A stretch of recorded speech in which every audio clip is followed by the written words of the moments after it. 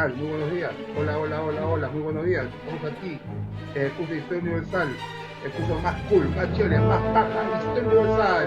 Con el profesor Huete Prada, tú ya me conoces ya. Estamos aquí en el curso de Historia Universal y el día de hoy vamos a ver el tema de la reforma, parte 2. En esta primera clase hemos visto sobre la reforma, los antecedentes de la reforma, quiénes fueron los primeros críticos de la Iglesia Católica. Hemos visto las causas, por qué motivo surge la reforma, la causa religiosa, política, económica.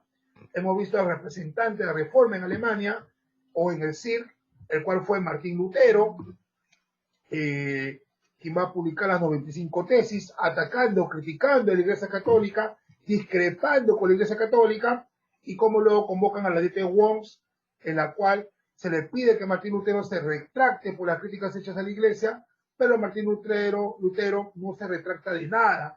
Luego la Dieta de Spira se establece permitir esta nueva iglesia que ha surgido, que ha nacido en Alemania, permitir la iglesia luterana solo en Alemania, pero prohibir su expansión a otros países de Europa.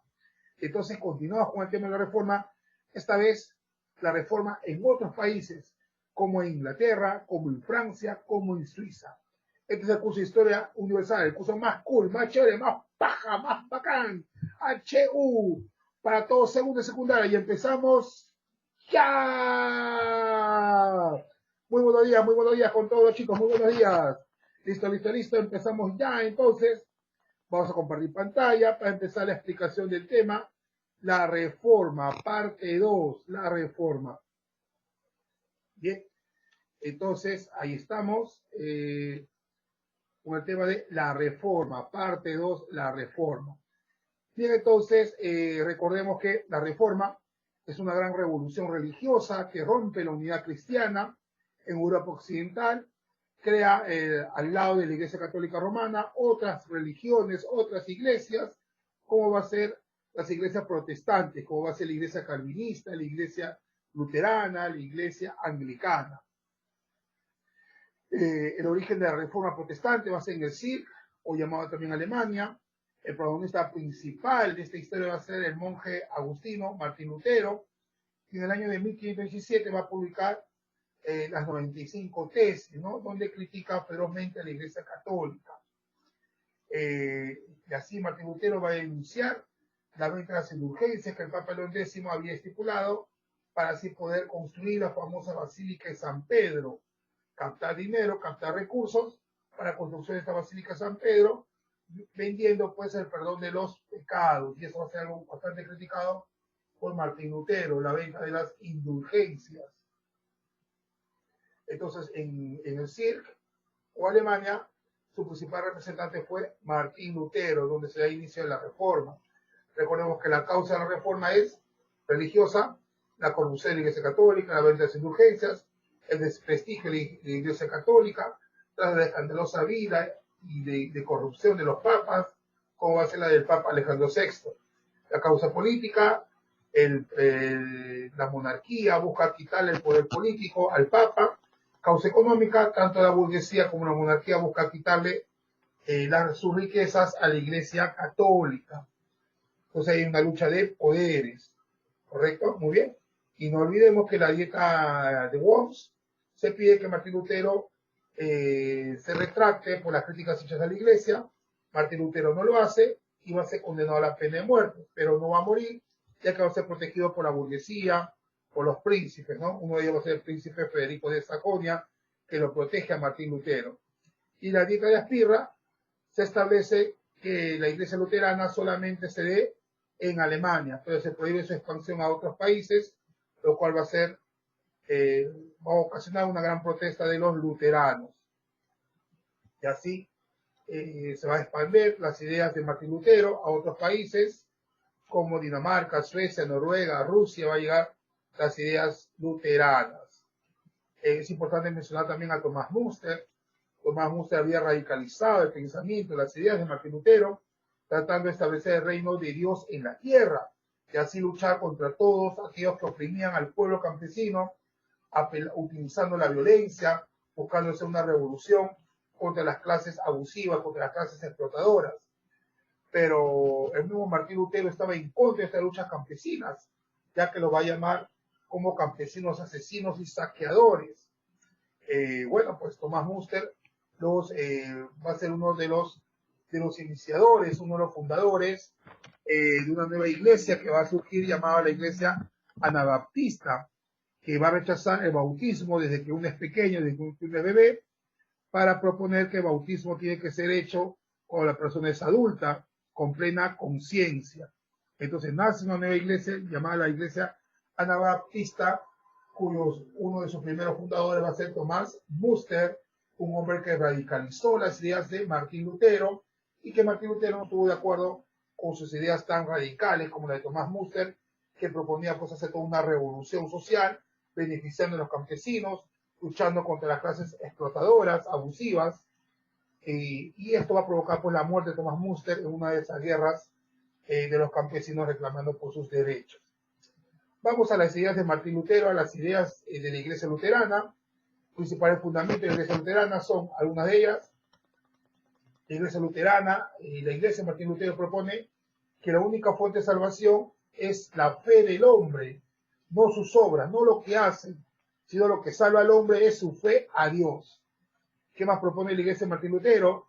Niega el valor de las indulgencias, propone que las indulgencias no sirven de nada, el pagar para el perdón de los pecados no sirve de nada. Lo que le sirve al hombre es su fe en Dios. ¿Qué más?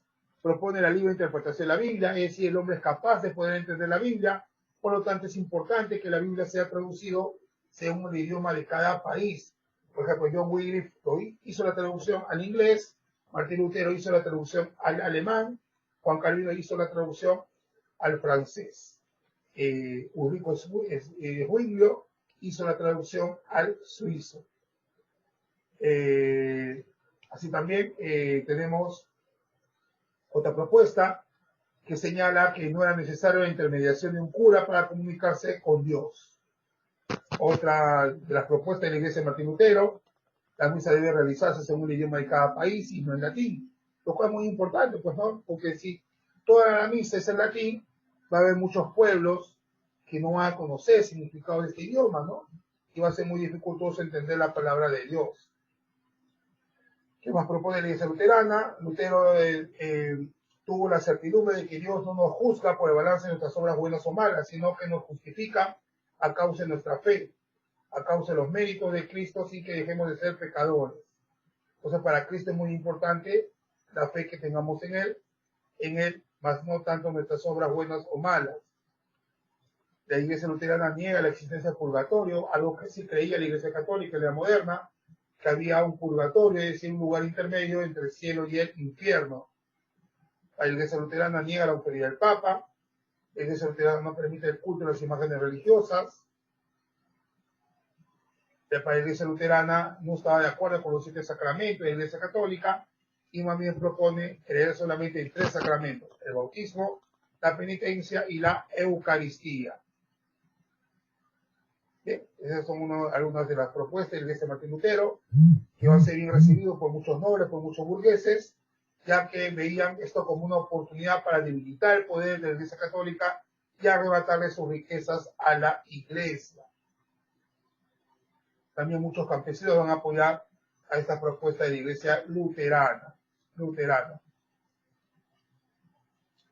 Bien, y así vemos cómo tenemos como principal representante de reforma en el siglo en Alemania Martín Lutero, pero también tenemos otros representantes, como en Suiza Ulrico Zwinglio, como en Francia y en Suiza también a Juan Calvino, y como en Inglaterra al rey Enrique VIII.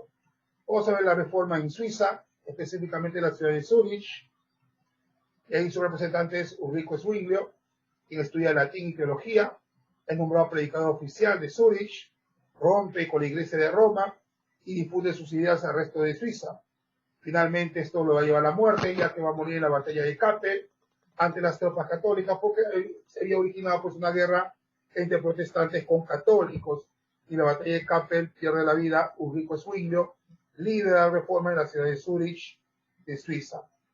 Pero como va a ser uno de los primeros reformistas en Suiza, va a influir en la religión calvinista, que luego se va a instalar en este país. que propone las ideas de Ulrico de Zwinglio, propone el valor único y universal de la Biblia, niega los 7 sacramentos, para él solamente lo más importante es el bautismo y la Eucaristía, propone acabar con las imágenes religiosas, las ceremonias, valora la predicación ambulante, es decir, casa por casa, puerta por puerta, ciudad por ciudad, predicar la palabra de Dios, el mensaje de Dios. Ulrico Zwinglio, representante de Reforma en Suiza, en la ciudad de Zurich. Vamos a hablar del representante de Reforma en Francia, pero en Francia aquí se va a iniciar, pero finalmente va a tener que huir de Francia y se va a instalar en Suiza, que ahí va a tener mucho éxito en la ciudad de Ginebra. Y estamos hablando de Juan Calvino. Juan Calvino va a ser un gran reformador de la iglesia, va a crear la iglesia calvinista, pero va a tener que escapar de Francia, su país, por la persecución feroz que va a hacer el rey Francisco I por sus ideas reformistas de Juan Calvino. De esta manera, pues Juan Calvino huye de Francia, y en Suiza, en la ciudad de Ginebra, va a tener mucho éxito sus ideas religiosas. Va a escribir su libro muy importante, Institución de la Religión Cristiana, libro en la cual pues expresa sus ideas religiosas. Una de las más importantes va a ser la del providencialismo o la predestinación, en la cual dice que todo hombre tiene ya un destino hecho por Dios. Todo hombre tiene ya un destino hecho por Dios. De esta manera, Guillermo Farel lo va a invitar a Juan Calvino a Suiza, y es ahí donde las ideas de Juan Calvino van a tener mucho éxito, porque en Suiza, en la ciudad de Ginebra, se va a instalar una dictadura teocrática, es decir, un gobierno autoritario con mucha presencia del aspecto religioso, con mucha presencia de la palabra de Dios, y en este caso, con un gobierno pues donde predomina la religión reformista en la ciudad de Ginebra, en Suiza. Por ello que va a ser llamado a la ciudad de Ginebra como la Roma del protestantismo, la Roma del protestantismo. Entonces Guillermo Farel, un personaje muy importante para unirlo en el aspecto político a Juan Calvino en esta dictadura teocrática que se instaura en Ginebra. Algunos principios de la idea de Juan Calvino en el aspecto religioso: cree en el providencialismo, es decir, en el destino hecho por Dios a los hombres. También establece que cree también que la fe es lo que salva al hombre. Cree en la prosperidad material, es decir, la prosperidad material para Juan Calvino es un signo de la bendición de Dios para el hombre. Así también vemos ahí la imagen de la dictadura teocrática calvinista en Ginebra, en Suiza. Y así también vemos que al tener mucho éxito en la iglesia calvinista de Juan Calvino en Ginebra, en Suiza, se va a instalar en Ginebra el consistorio, o un tribunal oficial de la religión calvinista, es decir, un tribunal en el cual van a perseguir a todos aquellos que están en contra de las ideas religiosas reformistas de Juan Calvino, es decir, como un tribunal de Santa Inquisición. Y una de sus tantas víctimas va a ser pues Miguel Servet, que se convirtió en un crítico de las ideas reformistas de Juan Calvino, y este famoso médico que va a tener estudios muy importantes en cuanto a la ciencia, va a ser acusado y va a ser sentenciado a morir quemado en la hoguera, a morir vivo quemado en la hoguera. Entonces la iglesia calvinista podemos afirmar que fue una iglesia intolerante, con las críticas, intolerante a no permitir crítica alguna, y Miguel Servet va a ser una de sus víctimas. Veamos el siguiente video sobre Miguel Servet, este importante científico, y muere quemado por orden de la iglesia calvinista en la ciudad de Ginebra. Veamos el siguiente video.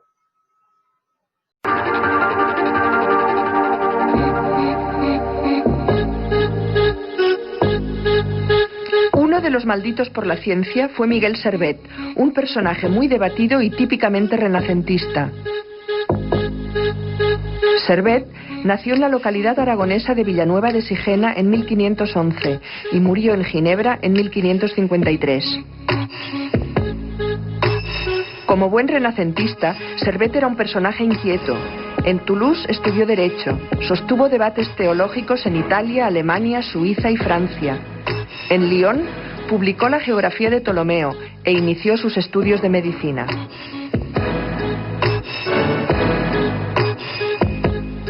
Durante su práctica médica, Servet estudió la circulación menor, cómo la sangre va del corazón a los pulmones, se oxigena y después regresa para ser distribuida por el organismo.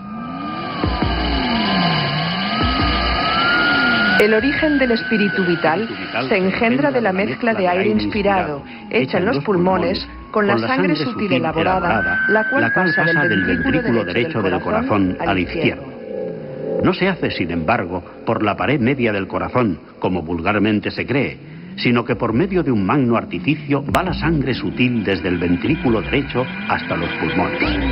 Preparada en estos, se hace roja, y de la vena arteriosa, arteria pulmonar, se transfunde a la arteria venosa, arterias pulmonares.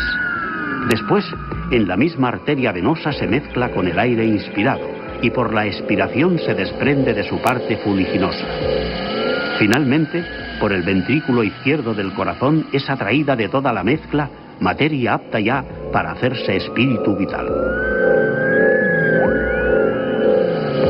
Este texto de Servet pertenece a la obra Christianismi Restitutio, publicada en 1553.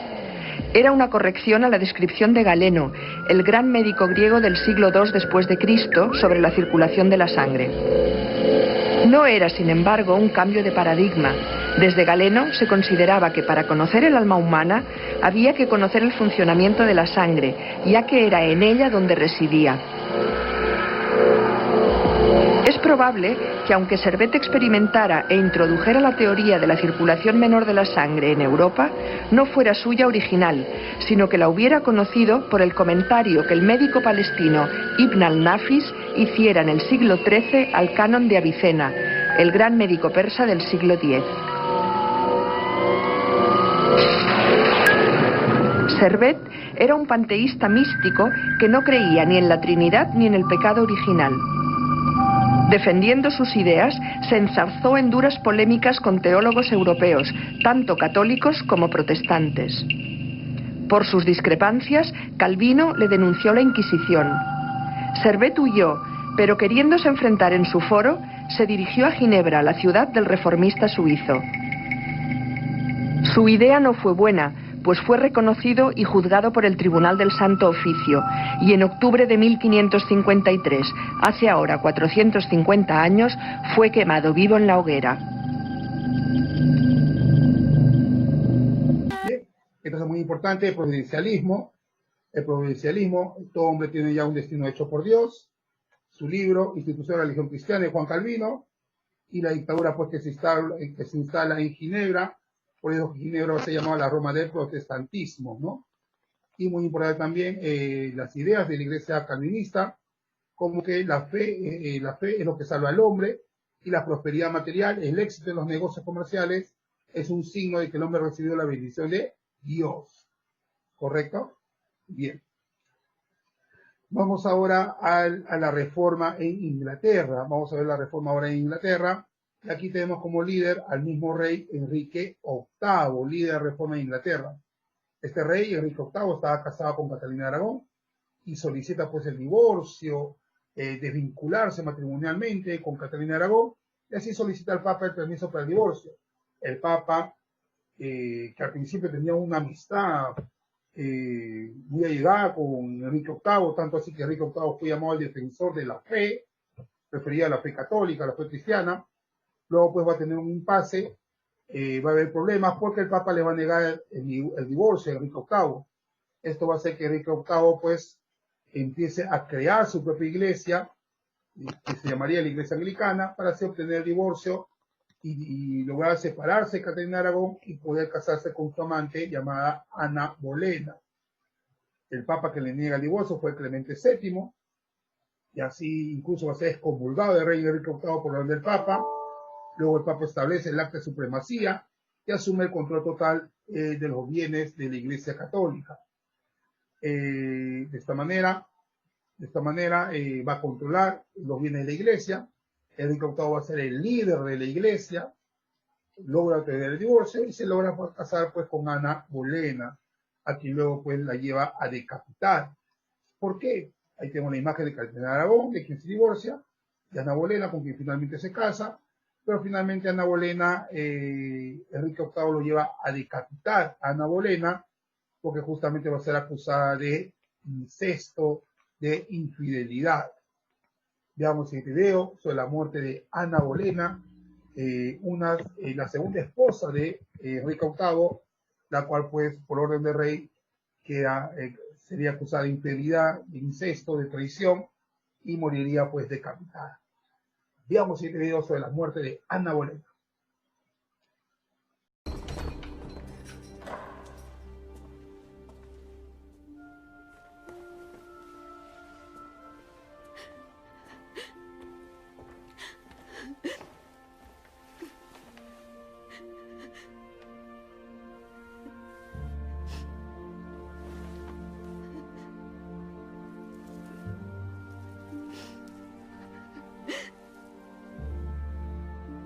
No lo hicimos.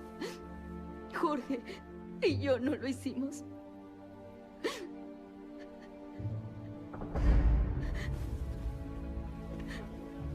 Los guardias los dejan entrar. Te salvaré. El rey casi me dio su palabra. ¿Te vio?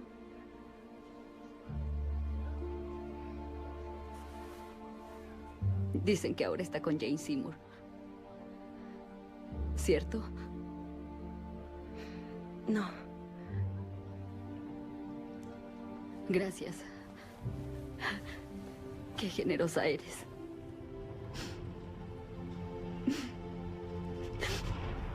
Abrázame. Debes cuidar a Isabel. No va a hacer falta, te lo prometo. Lo prometo. Él va a cumplir. Yo sé que sí.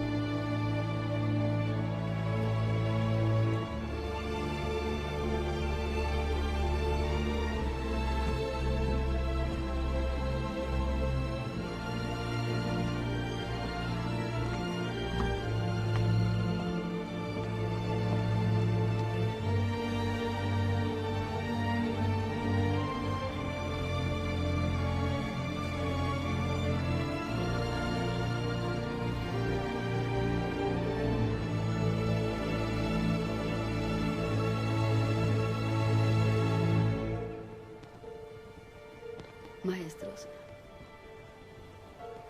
humildemente me someto a la ley, ya que me ha juzgado. Sobre mis ofensas, Dios las conoce y las someto a Él, suplicándole que se apiade de mi alma. Le suplico a Jesús que salve a mi soberano y amo el rey. El mejor y más gentil amo que puede existir. Milady.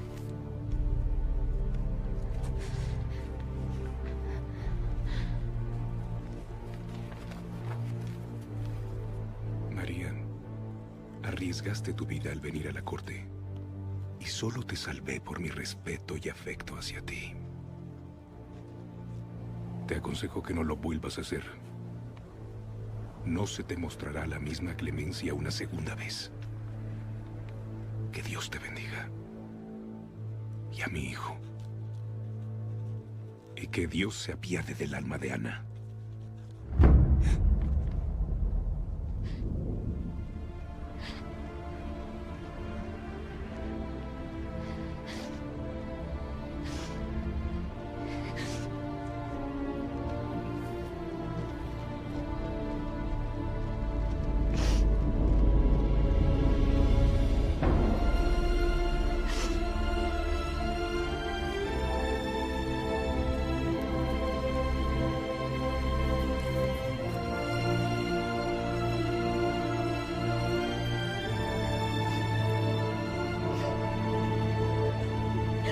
Dulce Jesús, encomiendo mi alma a ti.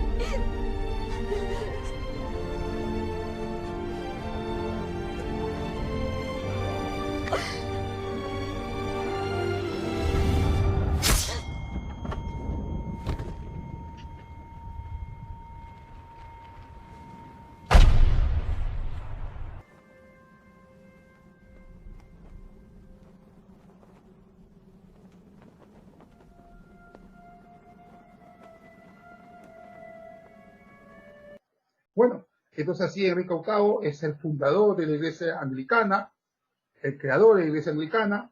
Tras la muerte de Enrique VIII, su hija María Tudor, ella muy católica, establece el catolicismo en Inglaterra y persigue más bien a los protestantes, a los que pertenecían a la Iglesia Anglicana, pero luego del gobierno de María Tudor, o llamada también María la Sanguinaria, pasa a gobernar la reina Isabel, y con la reina Isabel I se establece el acta de uniformidad, con lo cual consolida a Inglaterra como un país anglicano, como un país donde predomina la religión reformista. Entonces, muy importante la labor que hace la reina Isabel I por consolidar la iglesia anglicana con el acta de uniformidad. Pero todo empezó con Enrique VIII a buscar el divorcio, va a terminar por crear su propia iglesia, la iglesia anglicana, y con el acta de supremacía pasa a controlar los bienes de la iglesia católica y ser el líder, el jefe de la iglesia en su país. Enrique VIII, ahí tenemos las imágenes de sus 6 esposas de Enrique VIII, una de las más famosas pues Ana Bolena, quien finalmente muere decapitada, y su primera esposa Catalina de Aragón. Bien, ¿qué consecuencias trajo la reforma? Finalmente, división de la iglesia católica, se divide la iglesia católica, nacen nuevas iglesias protestantes, reformistas, se debilita la iglesia católica, nace la iglesia luterana, nace la iglesia calvinista, nace la iglesia anglicana, y otra consecuencia es que surge la contrarreforma, es decir, los que están en contra de la reforma, y esto lo veremos en la siguiente clase. Y así se expande la reforma por toda Europa, naciendo nuevas iglesias reformistas. En Inglaterra, la iglesia anglicana; en Francia y Suiza, la iglesia calvinista; en Alemania, en el CIR, la iglesia luterana. ¿Listo? Muy bien. Como no hay en el libro la parte de la Reforma 2, voy a mandar una tarea aparte de 10 preguntitas para que puedas desarrollar tu tarea de la Reforma parte 2. Entonces, muy atentos con tu tutora que te mandará la tarea, la Reforma 2. ¿Listo? Esto fue HU, el curso Historia Universal con el profesor Edwin Huerta. Y ya me conocen ya. Nuevos en la siguiente clase de curso más. Chao, chao, chao, chao, chao,